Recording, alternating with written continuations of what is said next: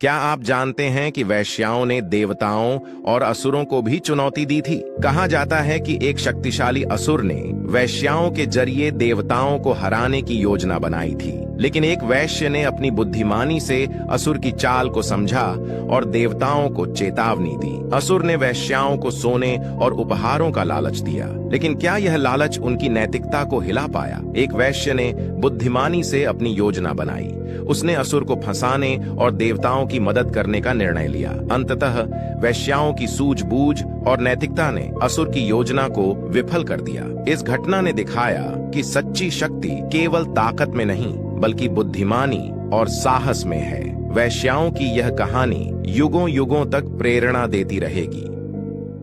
महाभारत के युग में वैश्याओं का एक गहरा और रहस्यमयी पहलू भी था। वैश्याएं केवल मनोरंजन का साधन नहीं थीं, वे जासूसी और षड्यंत्र रचने का माध्यम भी बनती थीं। द्रोणाचार्य के समय की एक कथा कहती है कि एक वैश्य ने कौरवों के पक्ष में महत्वपूर्ण जानकारी चुराई थी। यह भी कहा जाता है कि पांडवों को हराने के लिए कुछ वैश्याओं ने कौरवों के दरबार में अपनी सेवाएं दी, लेकिन उनमें से कुछ सत्य और धर्म के लिए छिपकर पांडवों को संदेश भी पहुंचाती थीं। यह काली सच्चाई दर्शाती है कि कैसे शक्ति और राजनीति ने हर वर्ग को प्रभावित किया था। महाभारत में वैश्याओं का यह गुप्त पहलू हमें उनकी बुद्धिमानी और साहस की झलक भी देता है।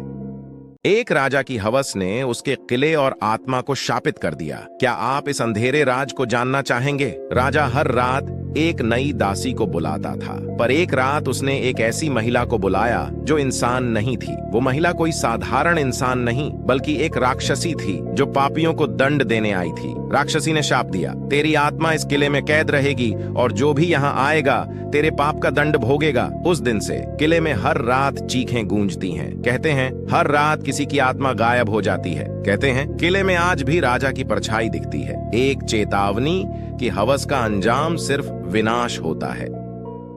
रामायण के युग में भी वैश्याओं का समाज पर अदृश्य प्रभाव था। ऐसा कहा जाता है कि इन वैश्याओं ने न केवल मनोरंजन बल्कि राजनीति और धर्म युद्धों में भी भूमिका निभाई। एक कथा के अनुसार जब राम वनवास गए थे, कुछ वैश्याओं ने सीता और लक्ष्मण पर नजर रखने के लिए रावण को जानकारी दी, लेकिन वहीं कुछ वैश्याओं ने धर्म और सत्य की रक्षा के लिए गुप्त रूप से राम के पक्ष में भी काम किया। एक घटना में एक वैश्य ने रावण को झूठी जानकारी देकर उसके सेनापति को एक जाल में फंसा दिया। इनके जीवन में काला पक्ष था, पर इनकी बुद्धिमानी ने कभी कभी बड़े युद्धों का रुख बदल दिया। रामायण के युग में वैश्याओं की यह गाथा दिखाती है कि शक्ति केवल शारीरिक नहीं बल्कि मानसिक भी होती है।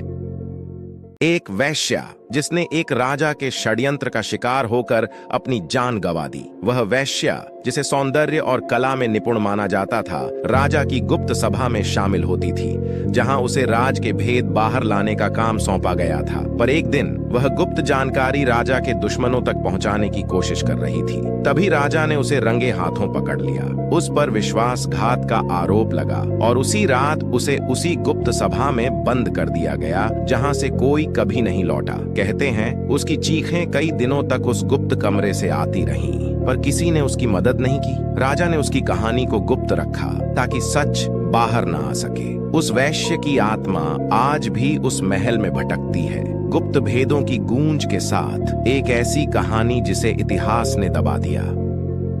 वैश्या का सवाल बना साधु की मौत का कारण।